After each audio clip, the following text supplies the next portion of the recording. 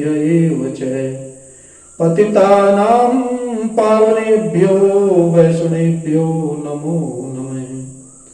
श्री कृष्ण चैतन्य प्रभु नित्यानंद, श्री अद्वैत गदाधर श्रीवासादि गौर भक्तवृंद। हरे कृष्ण कृष्ण कृष्ण हरे हरे, हरे राम राम राम हरे हरे।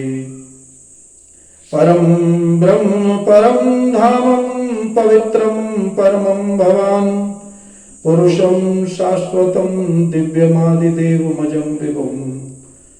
आहुस्त्वामृषयः सर्वे देवर्षि नारदास्तथा, असितो देवलो व्यासः स्वयं चैव ब्रवीषु मे।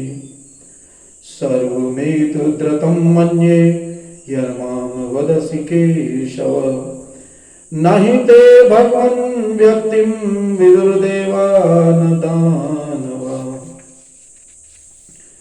सच्चिदानन्दरूपाय विश्वोत्पत्त्यादिहेतवे तापत्रय विनाशाय श्रीकृष्णाय वयं नमः। यं यं वापि स्मरन् भावं त्यज्यन्ते कलेवरं, तं तमेवैति कौन्तेय सदा तद्भावभावितः। विष्णु शक्ति पराप्रोक्ता क्षेत्रज्ञाख्या तथा परा, अविद्या कर्म संगन्या तृतीया शक्तिरिच्यते। यं यं वापि स्मरणं भावं त्यज्यन्ते कलेवरं, तं तमेवैति कौन्तेय सदा तद्भावभावितः। सच्चिदानन्दरूपाय विश्वोत्पत्त्यादिहेतवे तापत्रय विनाशाय श्रीकृष्णाय वयं नमः। श्रवणं कीर्तनं विष्णोः स्मरणं पादसेवनम्, अर्चनं वन्दनं दास्यं सख्यमात्मनिवेदनम्। ये 9 विधियां हैं जिनमें से श्रवण यानी सुनना सबसे सुगम है। श्रीमद् भगवद गीता का किसी स्वरूप सिद्ध व्यक्ति से श्रवण अथवा उस व्यक्ति को भगवान के चिंतन की ओर मोड़ देगा, इससे परमेश्वर का स्मरण होगा और शरीर छोड़ने पर आध्यात्मिक शरीर प्राप्त होगा जो परमेश्वर की संगति के लिए उपयुक्त है। और भगवान श्री कृष्ण आगे कहते हैं, अभ्यास योग युक्तेन चेतसा नान्यगामिना, परमं पुरुषं दिव्यं याति पार्थानुचिन्तयन्। हे अर्जुन, जो व्यक्ति पथ पर विचलित हुए बिना अपने मन को निरंतर मेरा स्मरण करने में व्यस्त रखता है और भगवान के रूप में मेरा ध्यान करता है, वह मुझको अवश्य प्राप्त होता है। मां ही पार्थ व्यपाश्रित्य ये अपि यस्युः पापयोनयः, स्त्रियो वैश्यास्तथा शूद्रास्ते अपि यान्ति परां गतिं, किं पुनर्ब्राह्मणा पुण्या भक्ता राजर्षयस्तथा, अनित्यं सुखं लोकमिमं प्राप्य भजस्व माम्। इस तरह भगवान कहते हैं कि वैश्य, पतिता स्त्री या श्रमिक अथवा अधम योनि को प्राप्त मनुष्य भी परमपिता परमात्मा को पा सकता है। उसे अत्यधिक विकसित बुद्धि की आवश्यकता नहीं पड़ती। बात यह है कि जो कोई भक्ति योग के सिद्धांत को स्वीकार करता है और परमेश्वर को जीवन के आश्रय तत्व सर्वोच्च लक्ष्य या चरम लक्ष्य के रूप में स्वीकार करता है, वह आध्यात्मिक आकाश में भगवान तक पहुंच सकता है। यदि कोई भगवद गीता में बताए गए सिद्धांतों को ग्रहण करता है तो वह अपना जीवन पूर्ण बना सकता है और जीवन की सारी समस्याओं का स्थायी हल पाता है। यही पूरी श्रीमद् भागवत गीता का सार है। गीताद्यनुशीलस्य प्राणायाम परस्य च नैव सन्ति हि पापानि पूर्वजन्म कृतानि च। यदि कोई श्रीमद् भगवद गीता को निष्ठा तथा गंभीरता के साथ पढ़ता है या सुनता है तो भगवान की कृपा से उसके सारे पूर्व दुष्कर्मों के फलों का उस पर कोई प्रभाव नहीं पड़ता। गीता महात्म्य। और भगवान आगे कहते हैं, सर्वधर्मान परित्यज्य मामेकं शरणं व्रज अहं त्वां सर्वपापेभ्यो मोक्षयिष्यामि मा शुचः। भगवान श्री कृष्ण कहते हैं, हे अर्जुन, सब धर्मों को त्याग कर एकमात्र मेरी ही शरण में आ जाओ, मैं तुम्हें समस्त पापों से मुक्त कर दूंगा, डरो मत। इस प्रकार अपनी शरण में आए भक्त का पूरा उत्तरदायित्व भगवान अपने ऊपर ले लेते हैं और उसके समस्त पापों को क्षमा कर देते हैं। मलिने मोचनम पुंसाम जल स्नानम दिने दिने सकृद गीतामृत स्नानम संसार मलनाशनम। मनुष्य जल में स्नान करके नित्य अपने को स्वच्छ कर सकता है, लेकिन यदि कोई श्रीमद् भगवद गीता रूपी पवित्र गंगा जल में एक बार भी स्नान कर ले तो वह भौतिक जीवन भवसागर की मलिनता से सदा सदा के लिए मुक्त हो जाता है। गीता सुगीता कर्तव्या किमन्यै शास्त्र विस्तरः या स्वयं पद्मनाभस्य मुखपद्याद्विनीय श्रता। क्योंकि श्रीमद् भगवद गीता स्वयं भगवान श्री कृष्ण के मुख से निकली है, एतेव किसी अन्य वैदिक साहित्य को पढ़ने की आवश्यकता नहीं रहती। उसे केवल श्रीमद् भगवद गीता का ही ध्यान पूर्वक तथा मनोयोग से श्रवण तथा पठन करना चाहिए। वर्तमान युग में लोग सांसारिक कार्यों में इतने व्यस्त हैं कि उनके लिए समस्त वैदिक साहित्य का अध्ययन कर पाना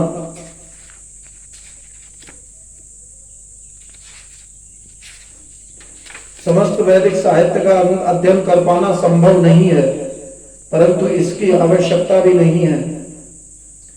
केवल एक पुस्तक श्रीमद् भगवद गीता ही पर्याप्त है, क्योंकि यह समस्त वैदिक ग्रंथों का सार है और इसका प्रवचन स्वयं श्री भगवान ने किया है।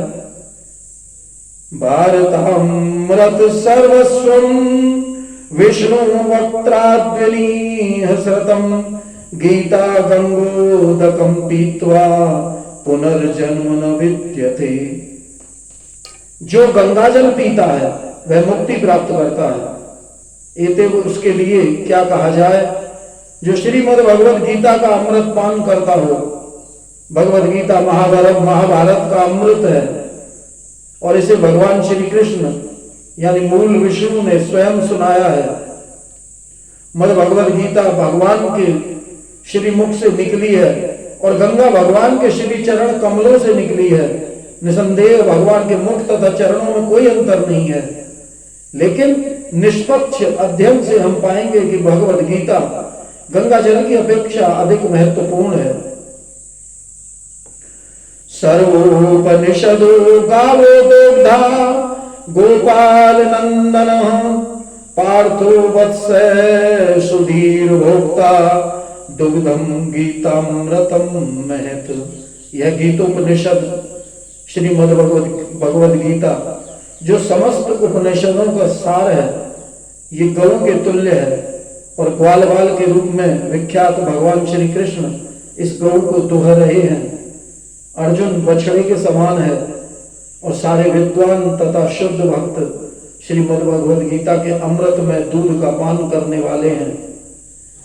एकम शास्त्रम देवकी पुत्र गीतम एको देवो देवकी पुत्रेव एको मंत्रस्य नामानि यानि कर्माप्येकं तस्य देवस्य सेवा। आज के युग में लोग एक शास्त्र, एक ईश्वर, एक धर्म तथा एक वृत्ति के लिए अत्यंत उत्सुक है। एतेव एकम शास्त्रम देवकी पुत्र गीतम, केवल एक शास्त्र भगवद गीता हो जिसको देवकी के पुत्र श्री कृष्ण ने गाया है और जो सारे विश्व के लिए हो। एको देवो देवकी पुत्र एवं, सारे विश्व के लिए एक ईश्वर हो श्री कृष्ण। एको मंत्रस्य नामानि यानि, और एक मंत्र एक प्रार्थना हो उनके नाम का कीर्तन, हरे कृष्ण कृष्ण कृष्ण हरे हरे, हरे राम राम राम हरे हरे। कर्माप्येकम तस्य देवस्य सेवा, केवल एक ही कार्य हो श्री भगवान की सेवा।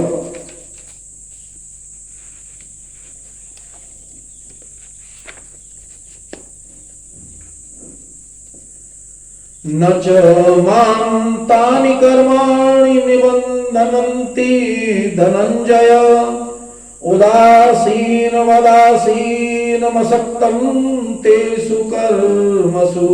हे धनंजय, हे अर्जुन, ये सारे कर्म मुझे नहीं बांध पाते हैं।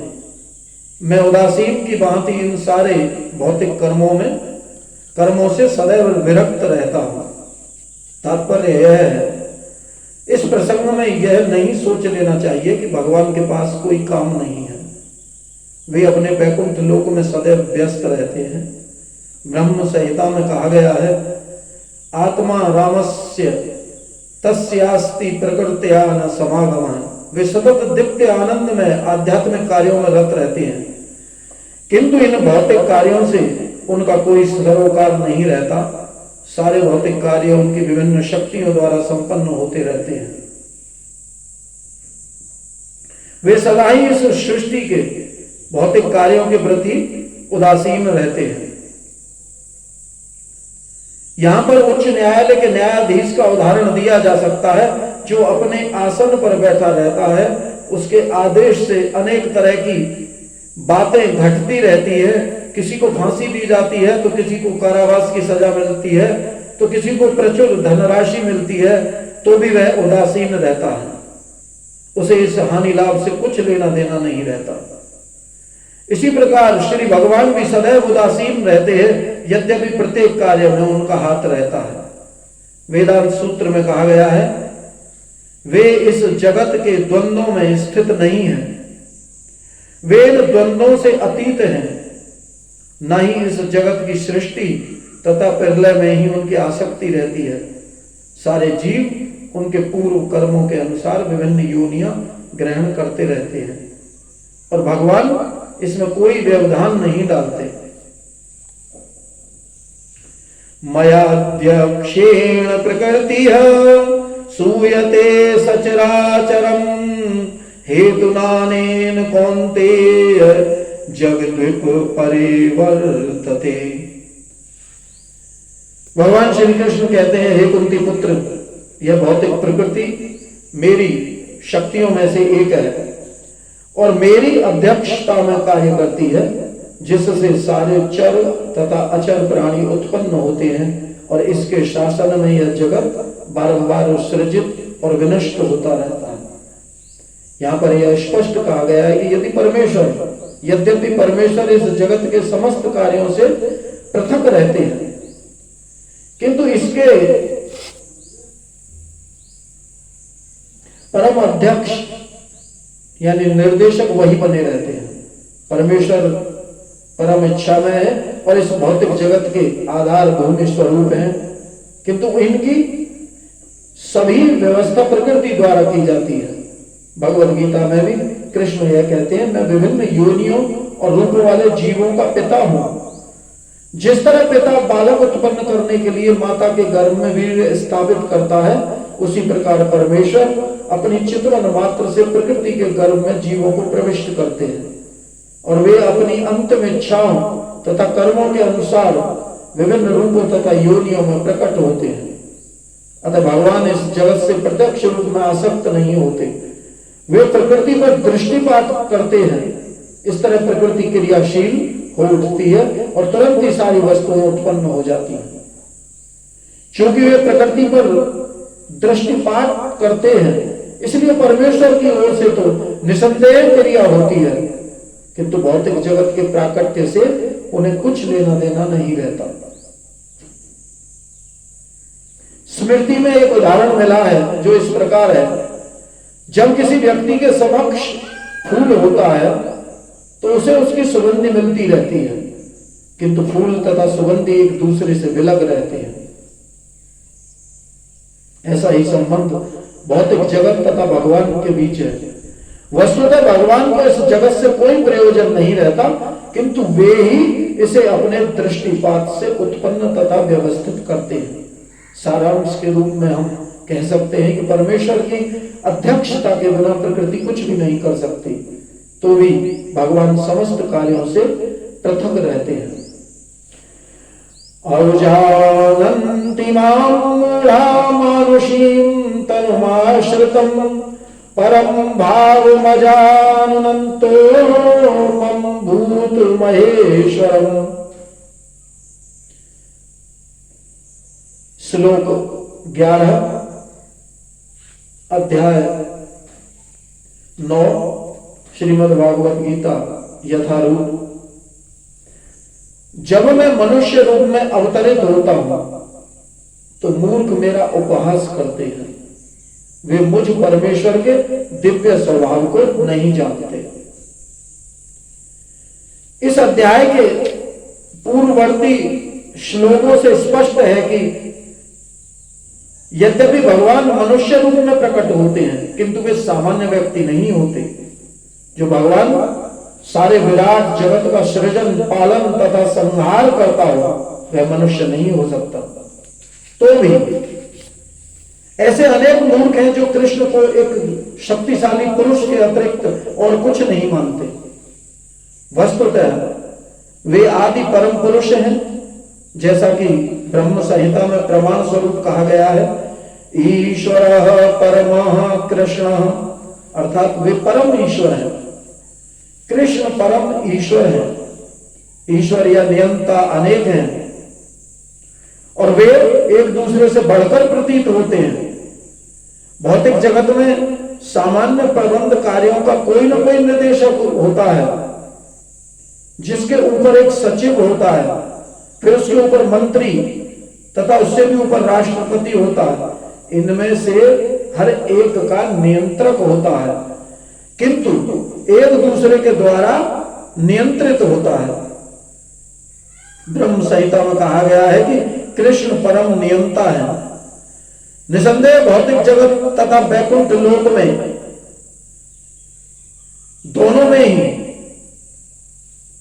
कई कई निर्देशक होते हैं, किंतु कृष्ण परम नियंता है। ईश्वरः परमः कृष्णः, तथा उनका शरीर सच्चिदानंद रूप अर्थात अभौतिक होता है। सच्चिदानंद रूपाय विश्वोत्पत्त्यादि हेतवे तापत्रयी विनाशाय श्री कृष्णाय वयं नमः। पिछले श्लोकों में जिन अद्भुत कार्यकलापों का वर्णन हुआ है, वे भौतिक शरीर द्वारा संपन्न नहीं हो सकते। कृष्ण का शरीर सच्चिदानंद रूप है। यद्यपि वे सामान्य व्यक्ति नहीं हैं, किंतु मूर्ख लोग उनका उपहास करते हैं और उन्हें मनुष्य मानते हैं। उनका शरीर यहां मानुषीम कहा गया है, क्योंकि वे कुरुक्षेत्र के युद्ध में एक राजनीतिज्ञ और अर्जुन के परम मित्र की भांति सामान्य व्यक्ति बनकर कर्म करते हैं। वे अनेक प्रकार से सामान्य पुरुष की भांति कर्म करते हैं, किंतु उनका शरीर सच्चिदानंद विग्रह रूप है। इसकी पुष्टि वैदिक साहित्य में हुई है। सच्चिदानंद रूपाय कृष्णाय, मैं भगवान कृष्ण को नमस्कार करता हूं जो सच्चिदानंद रूप है। गोपाल तापनी उपनिषद में, वेदों में ऐसे अन्य वर्णन भी हैं। तमेकम गोविंदम, आप इंद्रियों तथा गायों के आनंद स्वरूप गोविंद हैं। सच्चिदानंद विग्रहम, आपका रूप सच्चिदानंद स्वरूप है। भगवान कृष्ण के सच्चिदानंद स्वरूप होने पर भी ऐसे अनेक तथाकथित विद्वान तथा भगवत गीता के टीकाकार हैं जो कृष्ण को सामान्य पुरुष कहकर उनका उपहास करते हैं। भले ही अपने पूर्व पुण्यों के कारण विद्वान असाधारण व्यक्ति के रूप में पैदा हुआ हो, किंतु श्री कृष्ण के बारे में ऐसी धारणा उसकी अल्पज्ञता के कारण होती है, इसलिए वह मूर्ख कहलाता है। क्योंकि मूर्ख पुरुष ही श्री कृष्ण को सामान्य पुरुष मानते हैं। ऐसे मूर्ख कृष्ण को सामान्य व्यक्ति इसलिए मानते हैं क्योंकि वे कृष्ण के गुरुहा कर्मों तथा उनकी विभिन्न शक्तियों से अपरिचित होते हैं। वे यह नहीं जानते कि कृष्ण का शरीर पूर्ण ज्ञान तथा आनंद का प्रतीक है। वे प्रत्येक वस्तु के स्वामी हैं और किसी को भी मुक्ति प्रदान करने वाले हैं। चूंकि वे कृष्ण के इतने सारे दिव्य गुणों को नहीं जानते, इसलिए उनका उपहास करते हैं। वे मूढ़ यह भी नहीं जानते कि इस जगत में भगवान का अवतरण उनकी अंतरंगा शक्ति का प्राकट्य है। वे भौतिक शक्ति यानी माया के स्वामी हैं, जैसा कि अनेक स्थलों पर कहा जा चुका है। मम माया दुरत्यया, भगवान का दावा है कि यद्यपि भौतिक शक्ति अत्यंत प्रबल है किंतु वह उनके वश में रहती है, और जो भी उनकी शरण ग्रहण कर लेता है वह इस माया के वश से बाहर निकल आता है। यदि श्री कृष्ण का शरणागत जीव माया के प्रभाव से बाहर निकल सकता है तो भला परमेश्वर जो संपूर्ण विराट जगत का सृजन, पालन तथा संहार करता है, हम लोगों जैसा शरीर कैसे धारण कर सकते हैं? अतः कृष्ण विषयक ऐसी धारणा मूर्खतापूर्ण है। फिर भी बहुत व्यक्ति यह नहीं समझ सकते कि सामान्य व्यक्ति के रूप में प्रकट होने वाले भगवान कृष्ण समस्त परमाणुओं तथा इस विराट ब्रह्मांड के नियंता किस तरह हो सकते हैं। बृहत्तम तथा सूक्ष्मतम तो उनकी विचार शक्ति से परे होते हैं। अतः वे यह सोच भी नहीं सकते कि मनुष्य जैसा रूप कैसे एक साथ विशाल को तथा अणु को वश में कर सकता है। यद्यपि कृष्ण असीम तथा ससीम को नियंत्रित करते हैं किंतु वे इस जगत से विलग रहते हैं। उनके योग महेश्वरम या अचिंत्य दिव्य शक्ति के विषय में कहा गया है कि वे एक साथ असीम तथा ससीम को वश में रख सकते हैं, तो भी वे उनसे पृथक रहते हैं। यद्यपि मूर्ख लोग यह सोच भी नहीं पाते कि मनुष्य के रूप में उत्पन्न होकर कृष्ण किस तरह असीम तथा ससीम को वश में कर सकते हैं, किंतु जो शुद्ध भक्त हैं वे इसे स्वीकार करते हैं क्योंकि उन्हें पता है कि कृष्ण भगवान है। अतः वे पूर्णतः उनके शरण में जाते हैं और कृष्ण भावनामृत में रहकर कृष्ण की भक्ति में अपने को व्रत रखते हैं। सगुणवादियों तथा निर्गुणवादियों में भगवान के मनुष्य रूप में प्रकट होने को लेकर काफी मतभेद है, किंतु यदि हम भगवद गीता तथा श्रीमद् भागवत जैसे प्रामाणिक ग्रंथों का अनुशीलन कृष्ण तत्व को समझने के लिए करें तो हम यह समझ सकते हैं कि श्री कृष्ण श्री भगवान है। यद्यपि वे इस धराधाम में सामान्य व्यक्ति की भांति प्रकट हुए थे किंतु वे सामान्य व्यक्ति नहीं है। श्रीमद् भागवत में जब शौनक आदि मुनियों ने सूत गोस्वामी से कृष्ण के कार्यकलापों के विषय में पूछा तो उन्होंने कहा, कृतवान किल कर्माणि सह रामेण केशवः अते मर्त्यानि भगवान गूढ़ कपट मानुष। भगवान श्री कृष्ण ने बलराम के साथ साथ मनुष्य की भांति क्रीड़ा की और इस तरह प्रसन्न रूप में उन्होंने अनेक अतिमानवीय कार्य किए। मनुष्य के रूप में भगवान का प्राकट्य मूर्ख को मोहित बना देता है। कोई भी मनुष्य उन अलौकिक कार्यों को संपन्न नहीं कर सकता जिन्हें उन्होंने इस धरा पर करके दिखा दिया था। जब कृष्ण अपने पिता तथा माता वसुदेव देवकी के समक्ष प्रकट हुए थे तो वे 4 भुजाओं से युक्त थे, किंतु माता पिता की प्रार्थना पर उन्होंने एक सामान्य शिशु का रूप धारण कर लिया। बभूव प्राकृत शिशु है श्रीमद् भागवत में कहा गया है, वे एक सामान्य शिशु, एक सामान्य मानव बन गए। यहां पर भी यह इंगित होता है कि सामान्य व्यक्ति के रूप में प्रकट होना उनके दिव्य शरीर का एक गुण है। भगवद गीता के 11वें अध्याय में भी कहा गया है कि अर्जुन ने कृष्ण से अपना चतुर्भुज रूप दिखलाने के लिए प्रार्थना की। तेनैव रूपेण चतुर्भुजेन, इस रूप को प्रकट करने के बाद अर्जुन ने के प्रार्थना करने पर उन्होंने पूर्व मनुष्य रूप धारण कर लिया। मानुषम रूपम, भगवान के ये विभिन्न गुण निश्चय ही सामान्य मनुष्य जैसे नहीं है। कतिपय लोग जो कृष्ण का उपहास करते हैं और मायावादी दर्शन से प्रभावित होते हैं, श्रीमद् भागवत के निम्नलिखित एक श्लोक को यह सिद्ध करने के लिए उद्धृत करते हैं कि कृष्ण एक सामान्य व्यक्ति थे। अहम सर्वेषु भूतेषु भूतात्मा वस्तुतः सदा, परमेश्वर समस्त जीवों में विद्यमान है। अच्छा हो कि इस श्लोक को हम जीव गोस्वामी या विश्वनाथ जी जैसे वैष्णव आचार्यों से ग्रहण करें, ना कि कृष्ण का उपहास करने वाले अनधिकारी व्यक्तियों की व्याख्याओं से। जीव गोस्वामी इस श्लोक की टीका करते हुए कहते हैं कि कृष्ण समस्त चराचरों में अपने अंश विस्तार परमात्मा के रूप में स्थित हैं। अतः कोई भी नवदीक्षित भक्त जो मंदिर में भगवान की अर्चा मूर्ति पर ही ध्यान देता है और अन्य जीवों का सम्मान नहीं करता, वह वृथा ही मंदिर में भगवान की पूजा में लगा रहता है।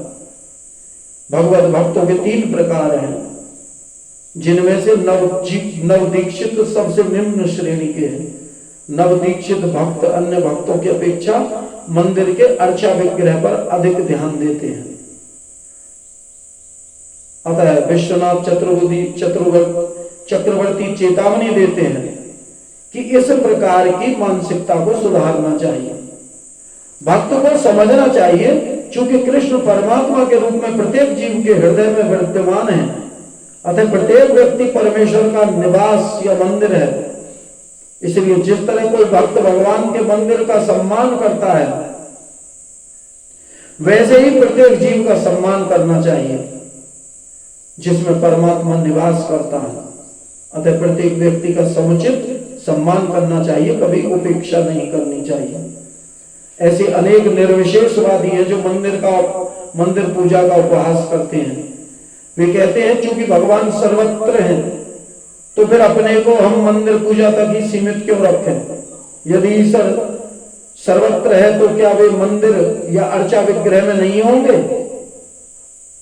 यद्यपि सगुणवादी तथा निर्विशेषवादी निरंतर लड़ते रहेंगे, किंतु कृष्ण भावनामृत में पूर्ण भक्त यह जानता है कि यद्यपि कृष्ण भगवान है, किंतु इसके साथ वे सर्वव्यापी भी हैं, जिसकी पुष्टि ब्रह्म संहिता